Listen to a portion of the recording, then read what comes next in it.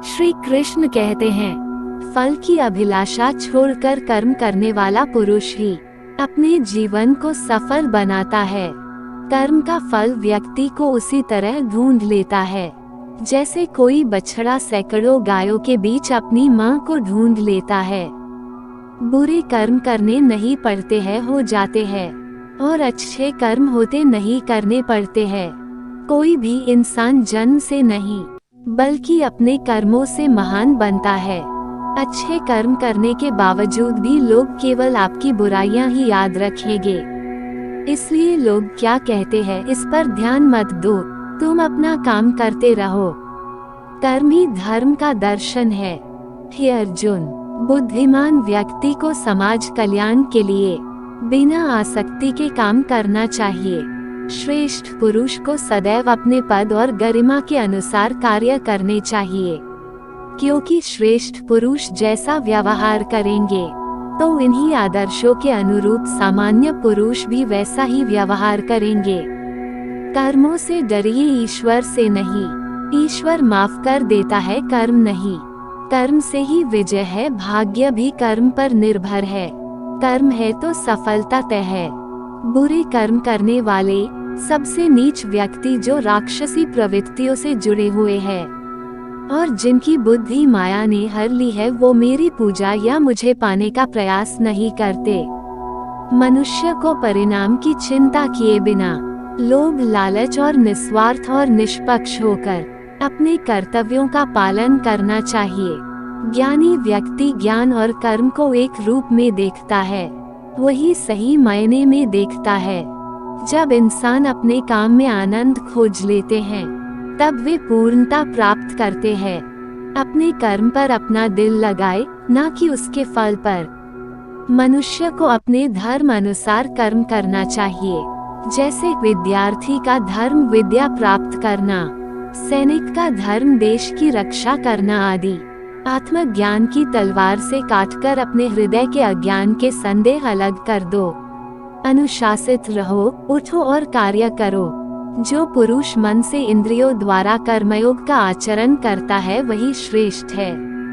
वह जो अपने भीतर अपने स्वयं से खुश रहता है, जिसके मनुष्य जीवन एक आत्मज्ञान है और जो अपने खुद से संतुष्ट है, पूरी तरीके से तृप्त है, उसके लिए जीवन में कोई कर्म नहीं है। जो इस लोक में अपने काम की सफलता की कामना रखते हैं वे देवताओं का पूजन जरूर करते हैं। ऐसा कोई नहीं जिसने भी इस संसार में अच्छा कर्म किया हो और उसका बुरा अंत हुआ है, चाहे इस काल में हो या आने वाले काल में। स्वार्थ से भरा हुआ कर्म इस दुनिया को कैद में रख देगा।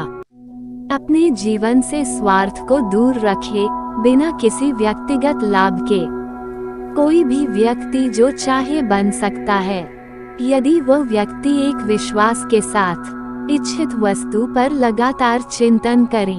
अपने अनिवार्य काम करो, क्योंकि वास्तव में कर्म करना निष्क्रिय से बेहतर है। मनुष्य की अपने कर्मों के संभावित से प्राप्त होने वाली विजय या पराजय, लाभ या हानि, प्रसन्नता या द्वेष इत्यादि के बारे में सोचकर चिंता से ग्रसित नहीं होना चाहिए। अपना समय ये सोचकर बर्बाद ना करो कि दूसरों ने तुम्हारे साथ क्या बुरा किया। तुम्हारी जगह कर्मा को उनको जवाब देने दो। हर किसी को कर्म भोगना पड़ता है, अच्छा या बुरा। कर्म की पहचान समय खुद देता है। कर्म से ही विजय है, भाग्य भी कर्म पर निर्भर है।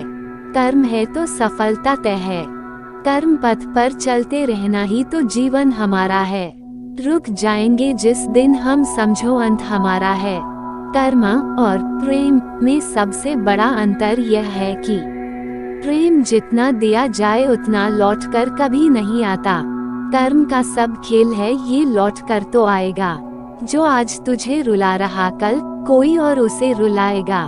जो काम आ पड़े साधना समझकर पूरा करो।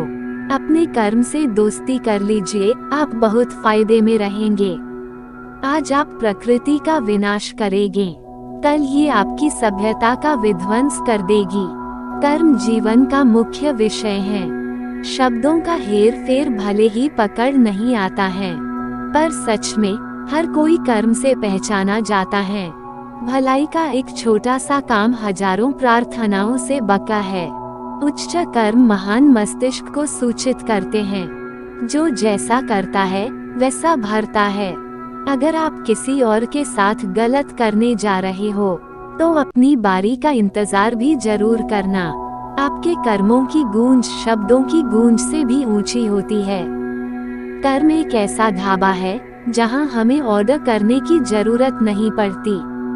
हमने जो पकाया होता है हमें वही मिलता है।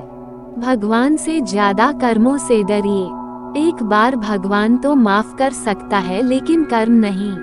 दुनिया चाहे जितना जोर लगा ले मेरी कश्ती डुबाने को, मेरा कान्हा हर बार आएगा मेरी नया पार लगाने को। प्रेम शरीर या सुंदरता देखकर नहीं होता, प्रेम हृदय से होता है, और जहाँ दो हृदय मिल जाए वहाँ प्रेम जन्म लेता है। इन दुनिया में दो पौधे ऐसे हैं जो कभी मुरझाते नहीं, और अगर जो मुरझा गए तो उसका कोई इलाज नहीं। पहला निस्वार्थ प्रेम और दूसरा अटूट विश्वास। जय श्री कृष्ण। दिल से दुआ है मेरी कि ईश्वर आपको वो हर खुशी दे जो आप रोज ईश्वर से मांगते हैं। परमात्मा सभी को एक ही मिट्टी से बनाता है, बस फर्क इतना है कि कोई बाहर से खूबसूरत होता है तो कोई भीतर से। जय श्री कृष्णा। तो आशा करती हूँ आपको ये वीडियो पसंद आई होगी। इसी तरह की वीडियो देखने के लिए आप मेरे चैनल को लाइक एंड सब्सक्राइब कर दीजिए ताकि मेरी आने वाली वीडियो का नोटिफिकेशन आपको सबसे पहले मिल सके। और वीडियो को अपने दोस्तों के साथ भी शेयर कर दीजिए। जय श्री कृष्णा।